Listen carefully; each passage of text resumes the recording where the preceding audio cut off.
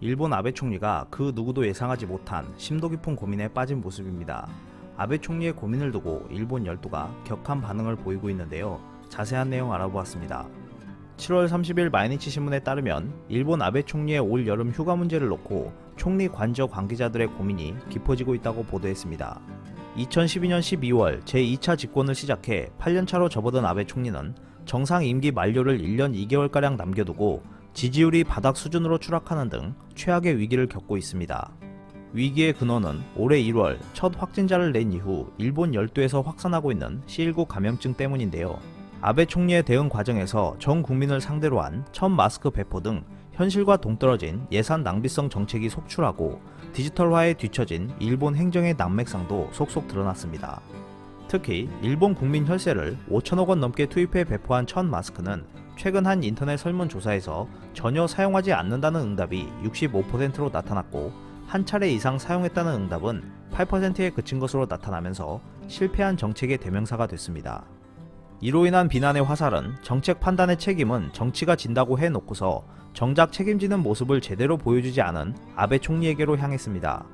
이러한 상황에 일본에도 여름 휴가철이 다가오면서 아베 총리의 휴가를 놓고 논란이 이어지고 있습니다. 마이니치 신문에 따르면 아베 총리는 제2차 집권 이후로는 해마다 한국의 추석 명절에 해당하는 8월 오본 기간에 야마구치현의 선친 묘소를 참배하고 지역구 인사들을 만난 뒤 후지산 자락에 있는 야마나시현 나로사 와무라 별장에서 여름 휴가를 보냈습니다. 그러나 C19가 다시 확산하는 상황에서 예년처럼 여름 휴가를 보냈다가는 큰 비판에 직면할 수 있다는 점이 참모진의 고민이라는 것입니다. 마이니치 신문은 아베 총리가 C19 때문에 올해 1월 26일부터 6월 20일까지 147일 연속 출근한 점을 들며 정신은 건강하지만 몸은 피곤한 상태라고 한 총리실 간부의 발언을 전하면서 예년 같은 휴가를 보내기는 어려울 것으로 전망했습니다. 한편 야당은 아베 총리가 국회와 민생 현장을 외면하고 관저와 사저만을 오가는 근무 형태를 비난하고 있습니다. 애초 아베 총리가 지난 23일에서 26일 이어진 사흘간의 연휴에 사흘을 붙여 별장에서 여름 휴가를 보내는 방안이 검토됐던 것으로 알려졌습니다. 그러나 C19가 재확산 양상을 보이고 일본 곳곳에서 발생한 호우 재해에 대응해야 했기 때문에 주변에서 기분 전환용으로 제한한 도쿄도 내에서의 골프 일정도 백지화됐습니다.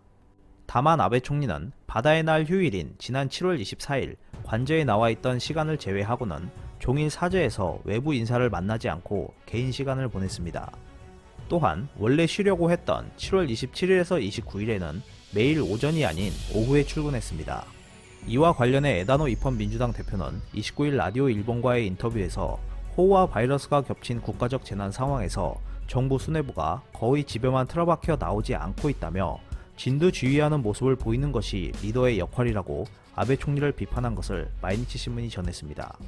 같은 당의 아즈미 준 국회대책위원장도 국가적인 위기인 만큼 아베 총리가 여름 휴가를 반납하고 연일 대책을 논의하는 것이 좋을 것이라고 말했습니다. 이러한 소식에 일본 네티즌들도 다양한 반응을 보였습니다. 그렇게 쉬고 싶다면 당장 그만둬버리면 된다. 국민 모두가 빨리 그만두기를 바라고 있다. 원래 이런 상황에서 휴가를 가는 것이 비정상이다.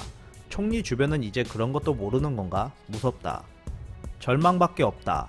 아베, 살도 빠지고 얼굴색도 좋지 않네요. 여름 휴가라. 마음은 건강하지만 몸이 피곤하다는 말은 머리를 쓰지 않는다는 것이군요. 이런 기사 좀 그만했으면 좋겠다. 비판할 거면 제대로 비판했으면 한다. 국난 시기에 이런 걸로 고민하는 건 정말 유치한 것이다 등의 반응을 보였습니다. 한 달 넘게 관저에서 휴식을 취하고 있는 아베 총리가 이번 여름 휴가를 어떤 방법으로 알차게 보낼지 관심이 쏠리고 있습니다. 이상 피커TV였습니다. 끝까지 시청해주셔서 감사합니다. 유익하셨다면 구독, 좋아요, 공유하기도 꼭 부탁드립니다.